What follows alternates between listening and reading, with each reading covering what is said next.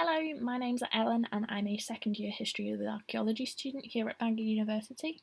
Welcome to the second video in this new series on archaeology, where I'll be giving short presentations on archaeology as an academic discipline. This week's presentation will concentrate on the study of archaeology, and we'll be concentrating primarily on research methods, including survey techniques. So, to begin, research is the first step to any archaeological study, and there are two ways to do this. First, I'd consider desk-based, and the other being physical, using surveys. So firstly, I just want to discuss desk-based research. So there are a number of ways in which you can do this. So first of all, using the historic environment record. So this lets you see the existing records in an area and helps archaeologists make the decision if the location is an area of interest.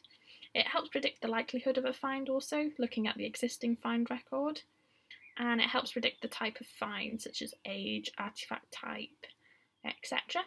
You can also look up the historic environment record in Wales through archaeology, where you can pinpoint your area and study it, and that'll bring up a list of finds in the area. So I've got a screenshot on slide of the finds in Bangor, for example. And you can also do this through Covlane, where you can search existing records from there. Another way is using local archaeological trusts. For example, Bangor's local one is Gwynedd Archaeological Trust, which keeps record for the archaeological finds in the region. Another way is literature and publication research. So articles and books written by other archaeologists, and is a good way to start any research as it helps set a basis for the records that are found in your area of study. Another interesting way of research is using historic maps. So this would be looking at historic maps and comparing them to modern day maps, so you can see how the landscape has changed and allowing you to identify potential areas of archaeological interest. So the next step in research would be surveying, so on their areas of interest, and there are two ways of doing this: intrusive and non-intrusive. So the non-intrusive examples would be geophysical surveys and topographical surveys, intrusive being test pit surveying, for example. Just so you guys have a bit of an idea of what I'm going to be talking about, I'm just going to give a brief outline of some of the survey techniques in the next couple of slides. So firstly, geophysical surveys. So there are three types of geophysical survey: magnometer survey, earth resistance survey, and ground penetrating radar, or GPR. For today and for this presentation, I'm just going to be concentrating on GPR. So GPR sends a radio frequency energy into the ground, and this will then record any buried remains, its time and its amplitude. The data collected is then gathered to create an accurate diagram to show where the finds are in the survey. This helps archaeologists decide whether full excavation is worthwhile and decide which location is best, so that the most artefacts and finds can be uncovered. This survey technique has the potential to find buried walls, ditches and pits. If you watched the first Jurassic Park movie, you'll see that they use GPR to find dinosaur bones.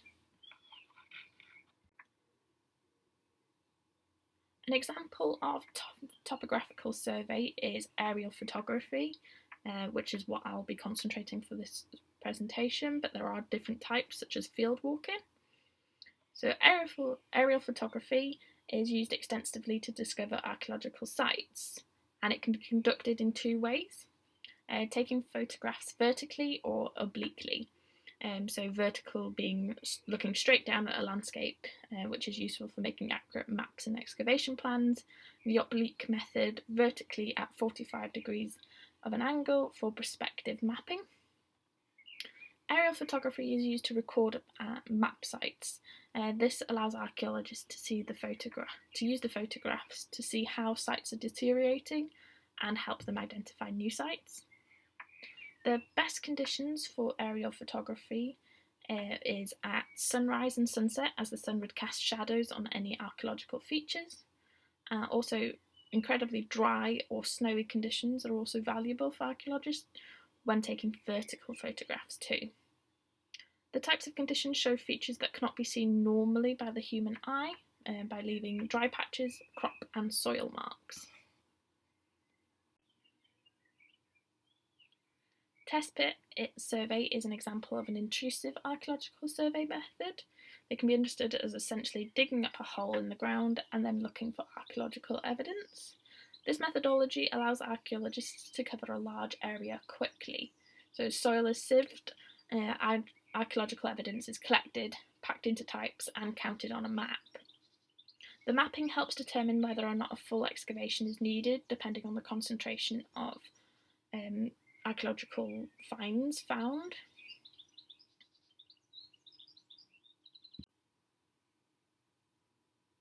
This is the end of this presentation, and I hope it has given a good introduction into how archaeology is studied, looking at desk-based research and different survey techniques.